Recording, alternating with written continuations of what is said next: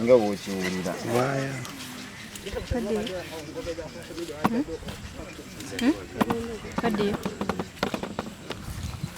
Bannayuganda bannange namwenna abantu ba Katonda abali mu nsi yonna bwe mba mwagala okumanya amawulire amatuufu olutali lugambo na wolokoso weekuumire ku Gaggano TV ojja kufuna ekituufu ate ekiriko bwino.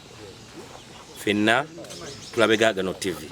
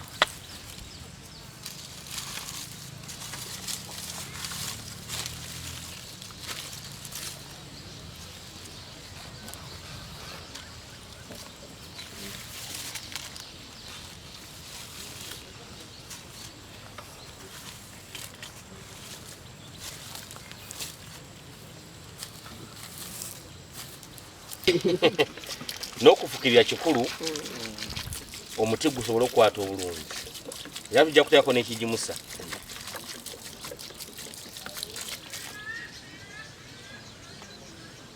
Nji atulaba nyongera bwongezi kwebaza nakulamusaako okuga nti gyebaleko gyotuusaako engalo nga bulijjo buli lwondabanga nziguse ku TV yo tuli mu kaweefube nabaga nti omwaka guno gwonna tuli mu kaweefube ow'okuuma obutonde bw'ensi naye nga ku mulundi guno tuyise mu drama nakusuubiza era nekugamba nti tugenda kutambula tugenda kutalaaga eggwanga lyonna nga tukutuusako abantu ab'enjawulo mu biti eby'enjawulo mwono kaweefube nga basimba emiti ng'akabonero akalaga nti basamu ekitiibwa era bakuuma obutonde bw'ensi. Ne ku mulundi guno mbeera na Nnyonjo Resite nga bulijjo naye neegattaako nina omwagalwa w'abangi nina Bishop Jacinto Kibuuka owa Amawulire International Prayer Ministries.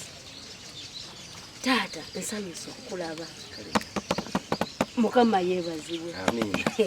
Lamusaako kuba tulaba era Abaganda abaagalwa Mukama waffe yeebazibwe. Mbalamusizaako mu linnya lya Mukama waffe Yesu Kristo n'embebazi omulimu gwe mukola. Amiina. Bishop bwe twatudde nga ttiimu yonna eya drama ku ntikko ku mulundi guno twasazeewo okukuuma butonde bwansi naye nga tusazeewo omulamwa leero guyite mu drama nti drama tumuze ku ntikko naye nga bwe tukuuma obutonde bw'ensi twatudde ne tulowooza ku baani abantu abalina okusimba emiti ne tulowooza ku Bishop oli kyakulabirako mu ggwanga lino era y'ensonga lwaki gw'omu ku bannaddiini be twerobozaayo okubanga basimba omuti ng'akabonero ak'okuuma obutonde bw'ensi. Tweyanziza webale kutukkiriza. Bishop olowooza lwaki obutonde bw'ensi bwali kuumiddwa?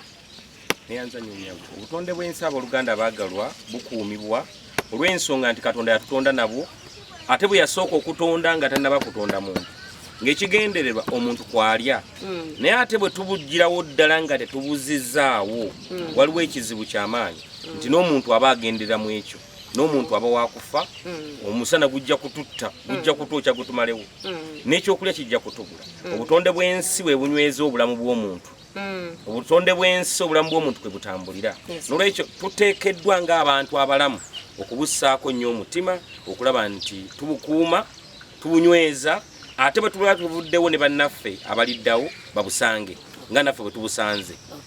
Bishop Kibuuka muwulidde bwagambye obutonde kwe tulya bwe bulamu awatali butonde ekyamazima naffe twerimba bwerimbi tetusobola kubaawo era nga bw'omulabye ng'asimba omuti akabonero akalaga nti akuuma obutonde era bw'otunuulira environment gye tulimu tuli ku Amawulire wennyini ejjudde emiti kitegeeza kinti kyakulabirako kirungi atakitandise butandisi naye ayagadde eggwanga lyonna oba bannayuganda bonna bonna bategere nti okukuuma obutonde kya mugaso nnyo eri obulamu bw'omuntu. Bishop Kibuuka, obubaka bw'olina eri omuntu okuva wewansi paka waggulu ku kino kweno embeera eya okukuuma obutonde bw'ensi? Bannayuganda bannange, obubaka bwe nnina buli muntu. Tetulinda bakulembeze, tetulinda gavumenti, tetulinda bannaddiini, buli omu afune kyasimba. Alabe nti obutonde bw'ensi bukuumibwa. Mwe muva eddagala, mwe muva emmere, mwe muva ebisiikirize, mwe muva oxygeni, mwe muva n'enkuba yennyini ekolebwa mu miti gino n'obutonde bw'ensi. N'olwekyo tetulinda balala. Buli omu ayina waasobola okuteeka omuti, ayina waasobola okuteeka ekimuli, ayina waasobola okusimba ekimera kyonna kisimbe. Tusobole okukuuma obutonde bw'ensi. Abooluganda baagalwa, tetulinda bakulembeze kutukuba ku mikono. Ate ekyokubiri, bye tulina tuleme kubisaanyaawo busaanya.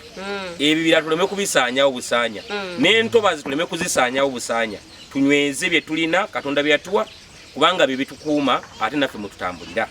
Mukama ajja tuwa omukisa Uganda bwe tunaaginyweza ne tugikuuma obulungi. Ne tugiwa abaana baffe n'abazzukulu nga Uganda yeesiimisa.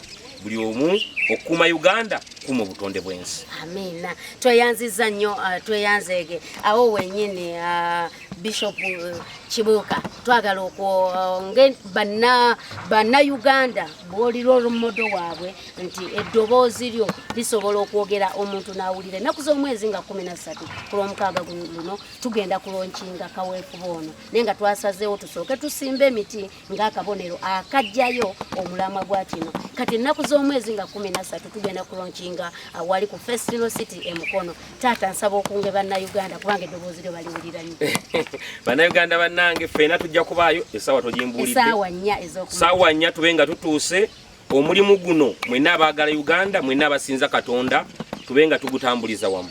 Katonda yatuwa obutonde bw'ensi, tumussemu ekitiibwa nga tubukuuma ate nga tubuzza bujja.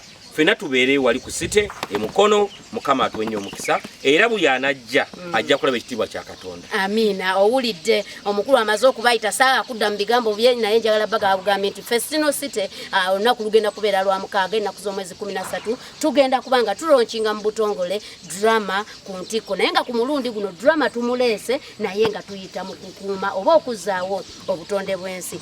Nja kusindika omubaka ekinategeeza nti ndi omu ku abo. Tweyanziza nnyo. Nja kusindika omusosoloti we n'abasenze sejjidde, omusosoloti ajja kujja abeerewo. Kale taata, tweyanziza nnyo, tweyanze. Kano ke kasembayo. Eggwanga lyonna we tuyise, abantu abasimbye emiti ab'enjawulo bwe twatuula nga FK Promotions ne tulowooza ku bantu abalina okusimba emiti naddala nga mmwe, lwa nsonga nti eddoboozi lyo liwulikika okuva ku mwana omuto paka eri waggulu. Ne tugamba nti nedda katutwaleyo omuti gumu ebiri agisimbe. Emiti egyo tukuwadde niwe taata. Tweyanza katugule 20. Tugule 20 bannaffe basobole nabo okufuna ekyokulya.